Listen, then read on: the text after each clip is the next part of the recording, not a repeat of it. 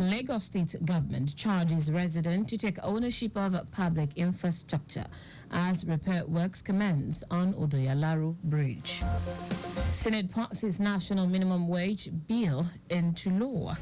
On the foreign scene, World Health Organization expresses concern over possible polio outbreak in Gaza. In sport, former world #1 tennis player Andy Murray confirms retirement after Paris Olympics. Now the details. I am Taiwo Baruwa.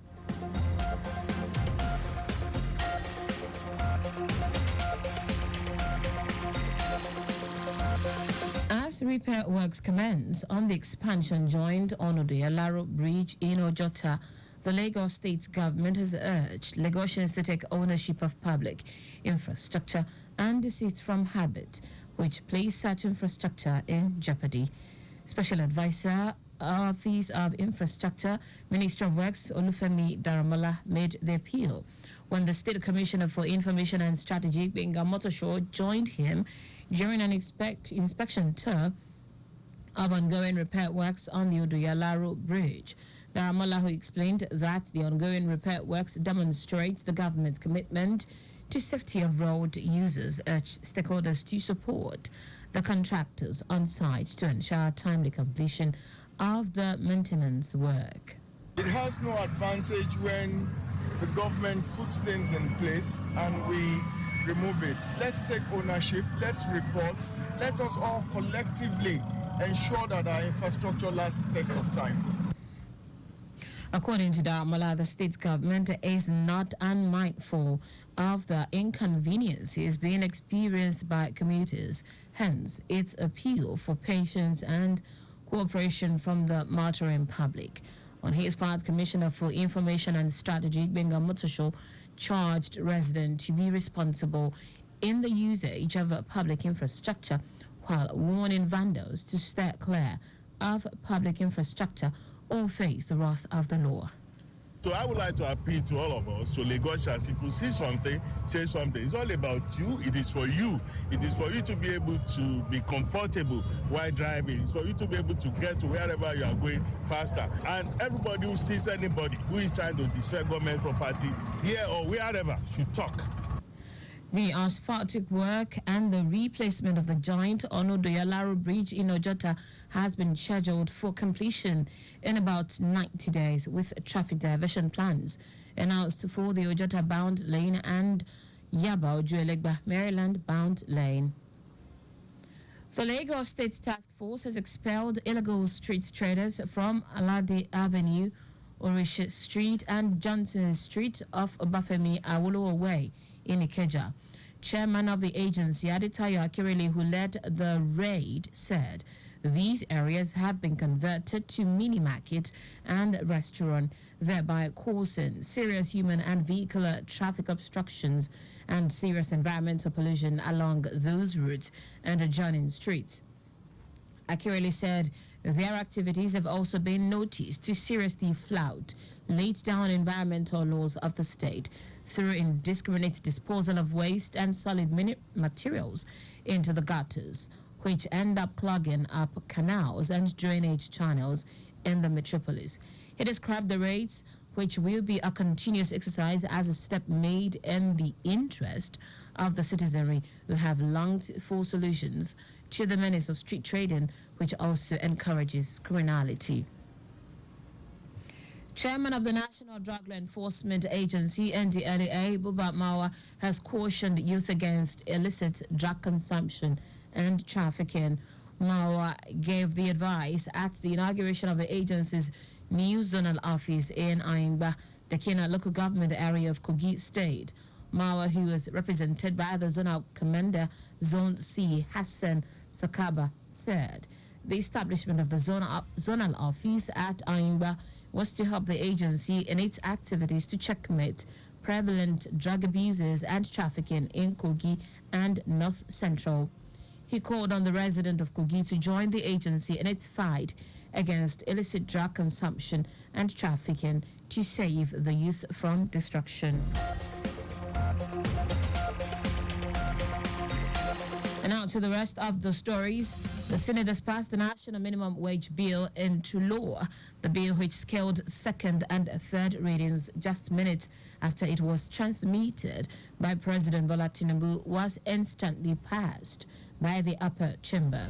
In a unanimous vote after a close consideration in the Committee of the Whole, the National Minimum Wage Bill scaled third reading and was passed. Earlier today, the President transmitted the bill to the National Assembly, requesting an expedited consideration to increase the national minimum wage for 30,000 naira to 70,000 naira. The President also asked the lawmakers to reduce the time for periodic review of the national minimum wage from 5 to 3 years and related matters.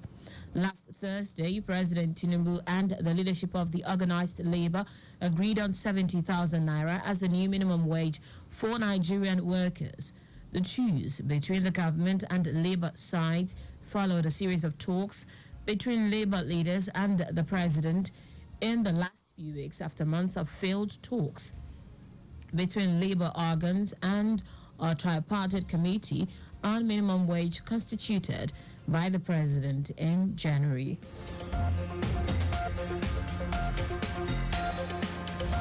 The Central Bank of Nigeria, CBN, has again raised the monetary policy rate from 26.25% to 26.75% amid soaring inflation and skyrocketing food prices. CBN Governor Olayemi Cardoso announced these after the Apex Bank's 296 Monetary Policy Committee MPC meeting in Abuja. The MPC had maintained a stance to tame inflation since its resumed meeting this year, and thus far it has hiked the rate by more than 500 points. The rate was raised to 26.25% in May. In foreign news now, the World Health Organization, WHO, has expressed concern over the possibility of an outbreak of the highly infectious polio virus in Gaza after traces were found in wastewater. Head of the WHO's team in the Palestinian territories, Ayadil Saber-Pekov, said a risk assessment is being implemented and that in the meantime, health workers in Gaza are providing protection advice to the 2.3 million population. Saper-Bekov said this has been very difficult for people to follow, given the breakdown of water and sanitation services. He said many people are living in shelters with just one toilet for 600 people and have little access to safe drinking water. Also, Gaza's Hamas-run health ministry warned last Thursday of a health catastrophe in response to the detection of polio and what it said was wastewater flowing between displacement camp tents and inhabited areas.